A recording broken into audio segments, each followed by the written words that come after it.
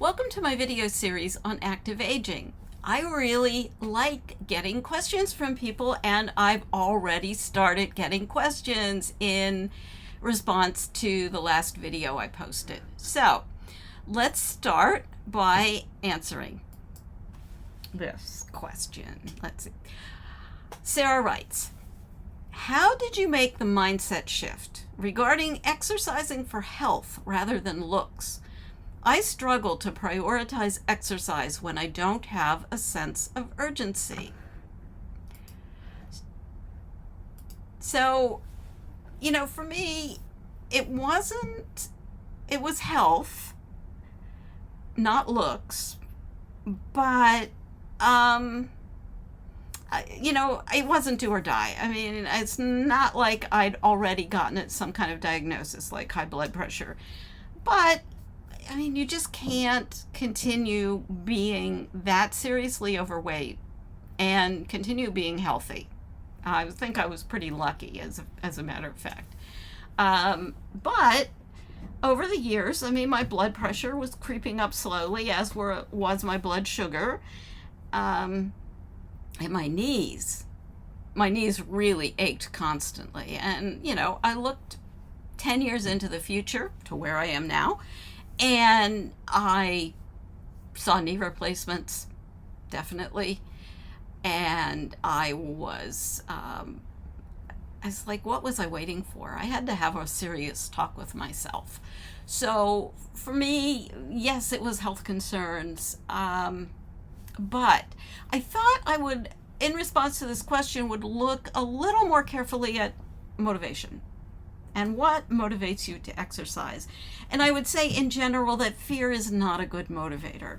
So for instance, you get the diagnosis, high blood pressure or prediabetes, and fear tends to, it's a very fleeting thing, and it puts a surge of adrenaline into your system, and you respond to that adrenaline by joining a gym or going and buying a pair of running shoes and putting all your effort into it.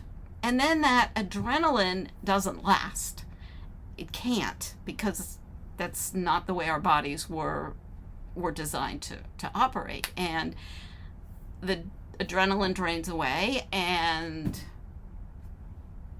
you lose your motivation, and the next thing you know, you've fallen off the wagon and you're back to your old ways. Fear doesn't work. The other thing that is most often used, and that I used every other time I tried to make changes, and that was, I wanted to fix myself. I wanted to mold my body into something else because it was not acceptable. And that was what what I thought would motivate me to do something. But this is why it doesn't work long term, because when you're just going, you think there's something wrong with you that you need to fix. Think about, if you remember, if you've ever been bullied, and a lot of us have, on the playground, and somebody's bullying you, it isn't to make you a better person. They're bullying you to be cruel, because that's what it is. And so when you try to placate them, it actually either makes the bullying worse, or they just move on to something else. So you're fat, you're ugly, you're not acceptable for whatever reason, and it doesn't really matter whether it's an external bully or your inner critic that's telling you that. If you're not acceptable, you're never going to be acceptable. You're not acceptable because you're fat, so you get thin. And then there's something else that's wrong, or you will never be thin enough. What's the saying? You can never be too rich or too thin. And the truth is, because bullying is not about being good to you. It's about being cruel. And that's what's going to happen. And cruelty never solved anything. So, Changing yourself to make yourself acceptable and focusing on how you look ain't gonna work long term either. What kind of motivation then will actually sustain you for the long haul? And that is starting to treat yourself with kindness and compassion, regardless of what the scale says. Even if the only exercise you're getting at the moment is your thumb moving the remote, even if your thighs jiggle when you walk. You are not a project that needs to be fixed. You simply are someone who needs to take better care of yourself.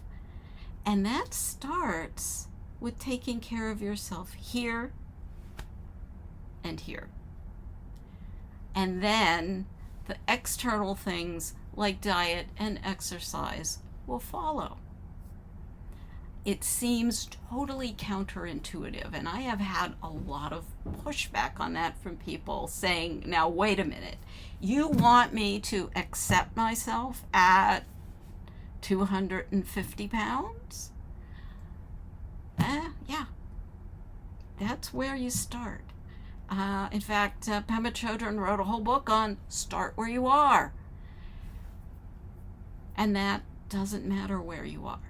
You can start by looking at yourself with kindness and compassion, and then move on. Now, you may be asking, how do I start doing that? And I have something for you. If you look in the description box below, you'll find a link to a short guided meditation that I have on self-compassion and kindness. And it's a very short starter. And I will tell you up front that I ask you for your email address. And that's, and you'll be on my mailing list, which you can unsubscribe at any time. And I promise I won't clog your inbox. I'm very aware of a lot of email marketing that I just don't like. So please, if you're interested, take a look at that video. Now, I will talk finally about my my exercise this week, because I did say I was going to be vlogging my training. So, first cardio workout that I did was a little difficult. Today's word is hydration.